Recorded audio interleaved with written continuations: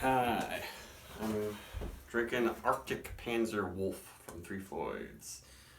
I don't even know if I had this back when I used to live in the Midwest and visit there much more often. But they sent cans here. And this is the batch from December 28th. So this is like, I don't know, a month, six weeks old or something like that. It's 9% alcohol, 100 IBUs, back when IBUs sort of maybe meant more than they do now because of all the bitterness you get when you dry hop the crap out of beers, and it's harder to measure the bitterness that way. This is that boiled hop bitterness, so it's easier to measure.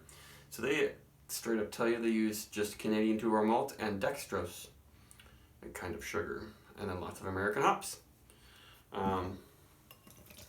Let's just jump in. I stopped being into this kind of IPA like 7 or 8 years ago. And I bet this is a lot hazier than it used to be. Ooh, there's some chunkage in there. When the big bitter in your face IPAs were popular, I just burnt out on them. And then got back into IPAs when we got the whole juicy hazy thing. But it's fun to return to these kinds of beers. They say it's dry and medium bodied, so it's not a 9% that's just supposed to be sweet or malty or anything. Pretty good looking head, but a lot of little various sized chunks in there. And it does smell pretty good. I bet they use some newer wave hops in this.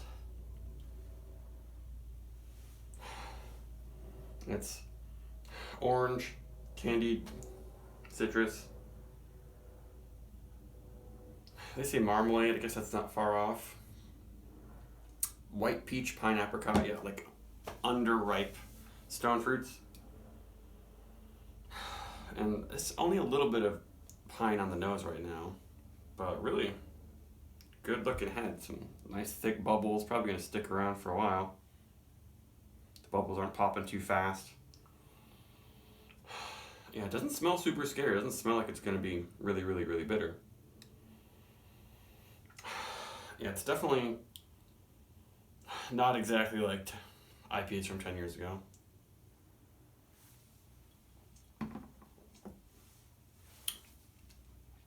But, yeah, it has that forceful, intense bitterness that sticks on your tongue. Sticky, resinous sappiness. Now, yeah, immediately it turns sappy and piney and spicy. But maybe I'll get used to the bitterness.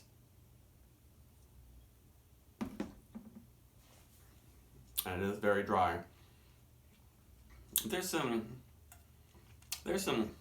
sweetness though, for sure, but it's definitely not like completely bone dry like Brut IPA bone dry. I've actually managed to not have any Brut IPAs ever, which is good, and it lingers with just like some heat and just like that really resinous, like licking a pine tree sappiness.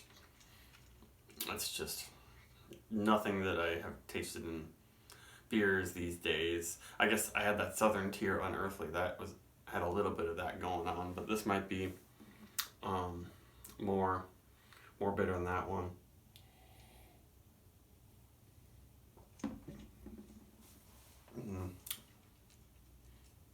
Pine almost turning to menthol now.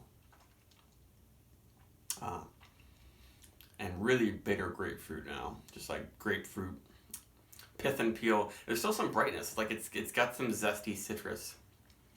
That's lingering. Just a little bit of sweet malt, sort of honey nut Cheerios in there a little bit. But a pretty good beer, but it's another sort of blast from the past beer.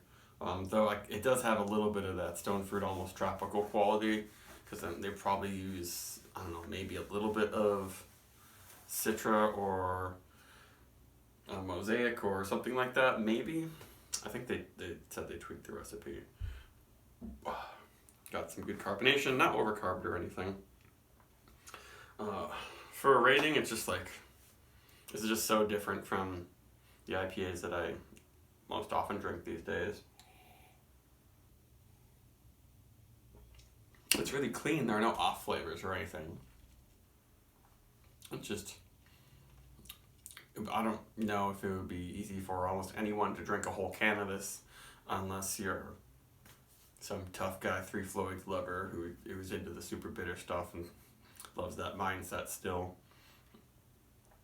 I mean, I'm not even going to give it a rating, I guess. It's like, it's fine. A 4, I guess. On Untappd, it's probably a little over a 4, that's what I would guess. But if you want to enjoy it, it's well made. I got it for pretty darn cheap, actually. But it's worth a try, I guess. I'll stop saying I guess. Goodbye.